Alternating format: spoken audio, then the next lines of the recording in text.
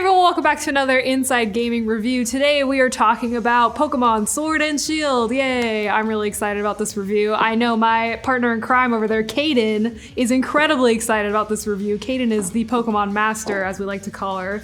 Oh, hell yeah. I'm ready for this. She is ready. She's been ready. You beat the game already, right, Kaden? I beat the game, and I'm already starting on the next one, just to make sure that everything I say is completely true. Did you literally do that in like 2 days? How many hours did it take you to beat the game? Yeah, it took me about 14 hours, and I finished it 5 a.m. Monday morning, took a 2-hour nap, and then came into work. That is... I don't even have words for that. That's ridiculous. I would never do that, but I respect your dedication to the game. I played it for 4 hours and I got bored, so we're representing both spectrums of the Pokemon players right now. So Kaden, tell us a little bit about your personal history with Pokemon as the Inside Gaming Pokemon master. Okay, so in September of 1998, I walked into a Best Buy with the money that I had been saving up.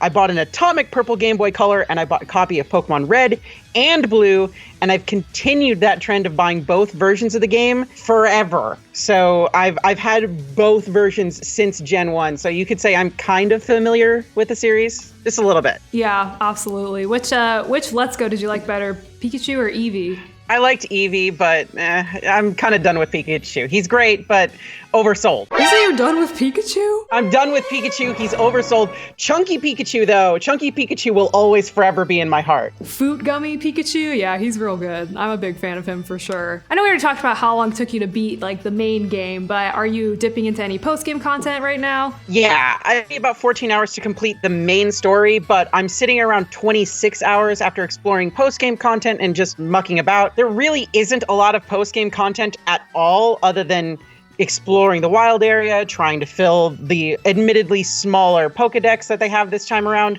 So it's really just trying to find things to do. And it's still fun, but 14 hours isn't exactly a lot of time compared to the other Pokemon games. Keep in mind, I tried to get to the end credits as quickly as possible, so I did skip over some areas that I could have explored. I have done that afterwards, but 14 hours is pretty short for a main campaign to become the champion from start to finish. I also played primarily in docked mode to capture all the footage for this review, but I played a bit in handheld mode and it runs pretty seamlessly. Okay, cool. So I didn't really experience any technical issues, which, as you're saying that, it kind of leads me to wonder if you experienced any technical issues on your end, Kaden? Yeah, we're going to do our due diligence here. We're going to address all the technical issues that people have been talking about online first, and I think that it's worth exploring this before we get into the meat of this review. The game runs at 1080p with a locked 30 frames per second in docked mode, and that drops to 720p with 30 frames per second in locked handheld mode. That's optimal, however. When things get hectic, you can start seeing resolution and frames rate drop. Yeah, I definitely experienced that a lot in the wild area when I was online. Oh yeah, it's pretty egregious in the wild area. In most areas, it's not actually that bad and you won't notice it. But once you get to that open world in the wild area, you're going to start noticing some huge drops in frame, resolution, all the pops-ins. It all happens mostly when you're online. When you're not online, you'll still have some issues, but when you're online, it's pretty bad. You'll ride your Rotom bike across the wild area and you'll see characters rapidly pop in and out of existence. Your frame rates will consistently dip, and the faster you go, the faster the frames drop. It's a shame because the wild area is fun, but the technical issues kind of keep it from being as fun as it should be. Mind you, if you're playing offline, the wild area doesn't nearly have as many technical issues, but it's still got its hiccups.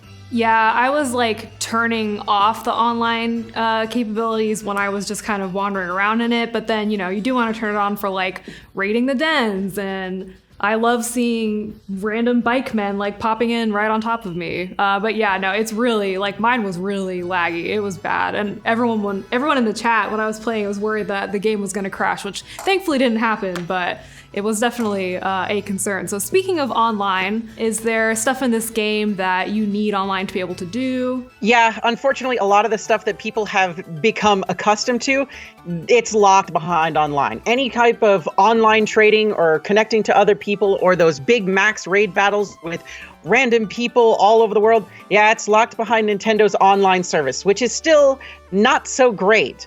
It's a shame that it's locked behind this content because it's pretty fun, even with the technical issues. And I know a lot of people are complaining that I can't connect to the online because I don't have the online.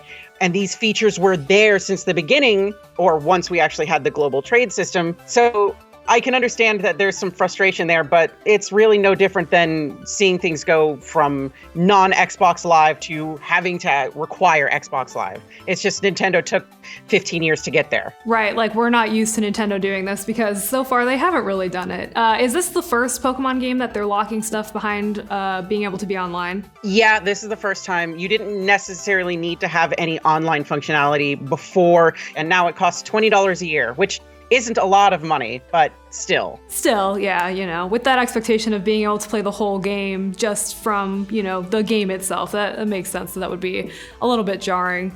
But how is like the general presentation and graphics of the game for you, Kaden? I liked it. I thought the game looked really beautiful. Yeah, I mean, it runs at 1080p docked and 720p in handheld with a locked 30 frames per second frame rate, but that doesn't keep the game from looking great when it's running optimally. Areas like Hammerlock, Bolonley, and Sir Chester, they look really great and they're kind of fun to explore because of how unique they are. Unfortunately, you have to compare those great places to the wild area, which is really big and expansive, and that's cool, but it's not nearly as cool or unique as I would have really hoped. And when you compare it to those really built out areas, it just looks a little flat. On top of that, you have moves that are, you know, animated kind of moves like double kick still look lame in the animation department, but moves like Pyro Ball look awesome. So it's pretty par for the course. Unique moves have unique animations that make them feel more like they were put together with a purpose. And then moves that every Pokemon can learn end up having a much more simplified animation, which makes sense. Yeah, I get that. I mean, this entire game just seems like they're kind of trying to simplify everything and par it down. I do keep seeing that animation of the move of that bird Pokemon swallowing a Pikachu, which is nightmare fuel. What is that? It's a hilarious. That is scary. Is that just for that one move, or is it like just random? It's for that one move. Gotcha. Yeah, that is like perfect creepypasta. Creepypasta fuel right there. So obviously I didn't get really far into the game. I kind of got into the wild area and messed around and then quit. But what did you think about the plot, Kaden? It starts like pretty much any other Pokemon game. You've got a hot mom, you have a best friend, you grab your first Pokemon, encounter a legendary Pokemon, and then you get sent on the vague quest of be the best. But that concept of be the best actually sticks to it in Sword and Shield versus any other Pokemon game. In most Pokemon games, your journey to get all the badges and become champions is generally sidelined by the world is going to end plot that inevitably comes waking up yet another random legendary Pokegod. Sword and Shield doesn't really do this. It only hints at an eventual larger scale event intermittently, which is kind of nice. But while you will eventually be tasked with saving the Galar region at some point in your journey, the focus is really primarily on the journey to become the champion first and foremost, which is a nice change. Yeah, that is cool. It's very like, I don't know, it feels kind of like classic Pokemon in a way, where it's like, the focus is becoming the champion, and that's the main thing. Like I did like that intro to it for sure. Okay, and then how about the gameplay? It's Pokemon. You catch monsters, you battle monsters, you level up monsters, all that good stuff. The core gameplay really hasn't changed. So maybe let's talk about what's different. Sword and Shield do have version differences besides Pokemon you can catch. Sword has you fight against Bee, the fighting gym leader, and Gordy, the rock gym leader, while Shield puts you against Alistair, the ghost gym leader, and Maloney, the ice gym leader. This is a change I like, since the version differences have so minor in past generations. It feels like they're trying to find new ways to make each game unique, because it's so easy to just trade with friends and get the unique Pokemon that they've locked behind version exclusivity. But Gen 5 did do the unique gym leader thing first, but not to this extent, and I'm glad they're actually further exploring this concept. Yeah, I saw your post on Twitter about who was the the big tit waifu. Oh yeah, she is an older woman. She's actually Maloney is Gordy's mom. So in one you're fighting the mom, and in the other you're fighting the son. That's incredible. They're putting MILFs in gyms now. I love that. Hell yeah. So there's also some really fun and inventive ways to evolve your Pokemon. It's been standard to get more creative lately, But in this case, Milcery stands out for sure. You give it a fruit that you win at a battle cafe, and then you spin your trainer around in the game, and bam, it evolves into Alchemy. What fruit and which way you spin actually changes which version of Alchemy you get. So if you spin counterclockwise and you give it a lemon, it evolves into this. And if you give it a strawberry and you spin clockwise, it evolves into that, which is really weird. And there's like 50 versions of this thing. So it's a little overkill, but still neat. Yeah, that's cool. HMs are still gone. You won't really miss them. The bike lets you surf and the taxi service lets you fly anytime. This does mean that there's really no puzzles to solve. And the only thing that gets in your way are other trainers and wild Pokemon. So parsed down considerably for that. So do you still get those TMs like surf and dig and cut and stuff, or are those just completely gone? You can still get those moves, like you can still learn fly, you can still learn surf, but you don't need them to traverse the world. It's completely optional moves. Gotcha. That doesn't mean that fly and surf aren't still good and usable in battle. It just means that overworld traversal is completely relegated to you and your bike. That's cool. So you can explore more of the game, I'm assuming, earlier on. Yeah, they do lock you behind a couple different areas, but once that whole wild area expands, you can explore almost everything. And then when you get the ability to float on water with your bike, the whole wild area opens up to you, which is neat. That is neat. So while we're talking wild area, there's the whole Dynamaxing and Gigantamaxing thing. Well, it doesn't ultimately change as much as I really would have liked for the battles. They don't feel as impactful as Z moves or Mega Evolutions, and they're not nearly as cool as they are. But the fact that only a small amount of Pokemon get to Gigantamax makes it really kind of lame. Still, it's cool to see two giant Pokemon smashing each other to bits like Kaiju, even if it only lasts for 3 turns. Yeah, that is pretty cool. I don't know. I was expecting there to be more, I guess, with the Gigantamaxing thing. Is that when they change forms, or is Dynamax when they change forms? Gigantamax is when they change forms. Dynamax is just big. Gotcha, yeah. Yeah, I was definitely expecting more. Like, the first time I went into a den, I was like, I'm just fighting a big Hoot. Awesome. And then you catch it and it's like, now I have a normal Hoot. Awesome. Okay. So I get you there. Yeah, it definitely kind of ruins that feel when you go in there. It's like, I'm going to fight a giant Pokemon. And then it's just this giant Togepi. It's just like, not really as threatening as I really would have liked, but okay. Yeah, it definitely all has giant Pikachu energy for sure. So fishing also got changed. You can only fish in certain spots, and they are highlighted by bubbling pools. Long gone are the days of fishing anywhere and anytime you want. A bit lame, kind of confused as to why they did that in the first place. Maybe to relegate certain spots, and it made it easier for them. I'm not entirely certain why they did it. It's just a very weird change, but it still works. Pokemon Refresh and Pokemon Me are replaced with camping fully. There's no touching your Pokemon at all anymore. You just wiggle a little feather to interact, or you can play catch with them using a Pokeball. It's cute, but I miss petting my Pokemon. It serves the same purpose though. You get bonus experience for it, which is nice. Curry cooking joins the camping section and lets you cook meals for your Pokemon using the berries and food items you collect on your adventure. It's a super simple and easy minigame with, yet again, the bonus of experience for your Pokemon and boosting up their friendships levels with you. There's also 150 different kinds of curry to make, so you can complete the curry decks. Holy crap, that is way too much. Why did they do that? I did really like the cooking side of it. I remember when I saw that in trailers, I was like, oh my god, you get to cook. I do wish it was a little bit more involved, like a la Cooking Mama, but that's just me. But I also do really miss the Pokemon Me thing. Like, I'm lame as hell, and part of what makes these like newer Pokemon games so nice for me is being able to pet my Pokemon. Like, the first Pokemon game I played was Pokemon Yellow, and I loved that because you have Pikachu following you around and you get to like look at his little face. So this just, Pokemon Me seemed like an upgrade of that. So to not be able to like pet my Pokemon, yes, it's lame, but I miss it and I want it. Yeah, it's such a simple little thing, but it was impactful. It made you feel like you had a bond with a fictional digital creature that you capture in a ball and keep enslaved for battling purposes. Exactly, and that is the best bond that you should have. All right, so now we're finally going to talk about the cuts to both Pokemon and moves, and yeah, there's been quite the culling, right, Kaden? Yeah, the Galar Dex has exactly 400 Pokemon. While that looks pretty lame on the surface, you have to compare it to the Alola Dex and the Kalos Dex, and it reveals that at its core, we've got about as many Pokemon as we usually do without the assistance of other games.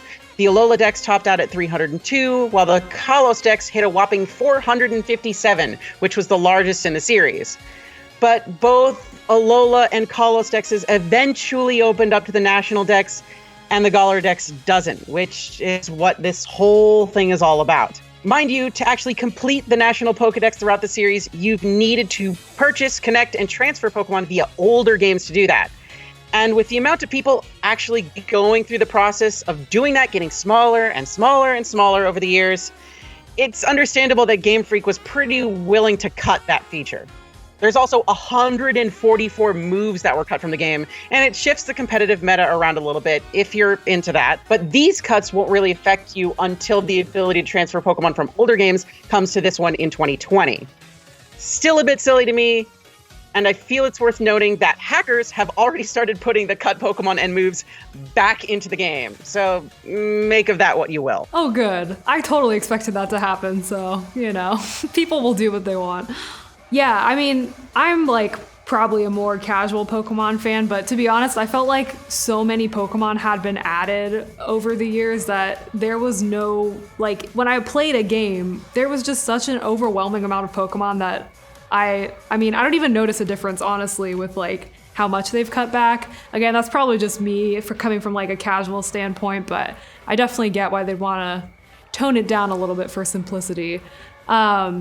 So how's the music and sound effects sounding in this game, Kaden? I know that's a pretty big standpoint of Pokemon games. I've been gushing all year about how awesome the soundtracks have been, and it's no different in Pokemon. 2019 has a year full of awesome video game music. The new renditions of the battle theme is great and has a solid intro that gets you ready for it. The trainer battle theme is more intense and frenetic. Each of your rivals has their own unique theme that definitely fits both their battling style and the Pokemon they use. The Dynamax theme feels ripped right out of a Godzilla movie. And then Gym Battle theme goes from a focused and bass-heavy tone to a full-on crowd cheering chant once the gym leader starts Dynamaxing their last Pokemon. Also, Toby Fox of Undertale fame did the Battle Tower theme for Sword and Shield, and it's hype as hell.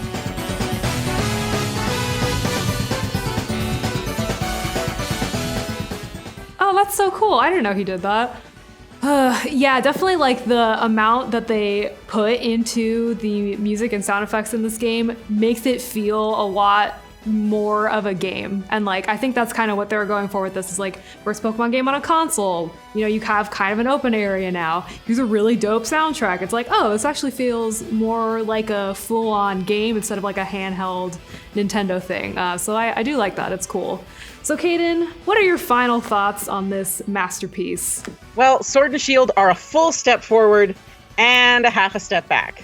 But if you're a longtime fan, or you just happen to get into it as of Sun and Moon and enjoyed it, I really can't think of a reason not to pick it up, as it ticks all the boxes of what makes Pokemon inherently fun. Yes, it does suck to a degree to not be able to catch 'em all that the series has crammed down our throats for 20 years. You can feel Game Freak hitting their ceiling when it comes to nailing down a solid technical performance, and the mildly soulless expressions of your protagonist are just as goofy as ever. But the catching, breeding, and actual building of the best possible team for battling has become a much more streamlined process. The gameplay feels as fun as ever, and the slight shift in narrative focus towards the process of becoming champion rather than a generic save the world plot highlights the best of the series. Ultimately, though, more time in the oven could have made this game perfect. If Game Freak could get solid support from Nintendo to bolster their ranks in development, the next entry could potentially put all of the rest of them to shame. Yet, as it stands, Sword and Shield starts out as a shaky step into the next generation, but ultimately lands firmly on its feet. Where would you rank Sword and Shield, in the rest of the Pokemon games? Where would I rank them? That's pretty... Ooh, you know what? I actually thought about that. For me, Sword and Shield firmly plants itself in the middle. It doesn't do enough to make it feel like the first big main experience for Pokemon, but it does try, and you can see the efforts that they're putting into it. And I feel like the next generation or their next time around with this is going to be way better. if they can actually get that support. So solid middle for Pokemon this time around. Yeah, that makes sense to me. I think I feel pretty much the same way about it. Do you think it's worth the $60? For me, yes. For a lot of people who saw their favorite Pokemon get cut, it definitely hurts to not see them, so I can admittedly understand the apprehension. But I feel like if you've loved Pokemon at any point in time, you're going to end up paying that $60 one way or another. Yeah, that's, ain't that the truth? Well, guys, thanks so much for watching. Sounds, like we're kind of enjoying this game. It's a pretty solid middle tier Pokemon game. I think it's worth checking out if you're into Pokemon stuff. And if you want to watch more Inside Gaming for more Pokemon content, stay tuned. I'm sure to have some stories popping up here and there. Bye-bye! Pokemon Sword and Shield is almost here. It releases Friday, and it's safe to say that this is one of the most controversial Pokemon games in years, maybe ever? Good heavens, yeah. Yeah, fans online have been upset that for the first time, not all Pokemon will be included in this Pokemon game. And there are other controversies too about whether these are actually